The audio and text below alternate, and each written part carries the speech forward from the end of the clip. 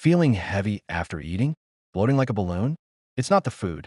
It's intestinal spasm. Press here. This is the Chu-Chi point, one of the most powerful points for digestion. When your gut is in spasm, you feel it right away. Bloating, gas, heaviness, irregular bowel movements, even skin breakouts. Press with your thumb. Firm, deep. Don't just touch it. Press. Add slow circular movements. 30 to 60 seconds. Then switch sides. If the spot feels tender, you're in the right place. Do it before or after meals and pay attention to how your body responds. This point helps release the spasm and get your digestion moving again. It's been used for nearly 2,000 years. But most people make the same mistake. They try it once and forget about it. That doesn't work. Consistency does. Do it every day and feel the difference. Save this video and start today. You might not see my videos again.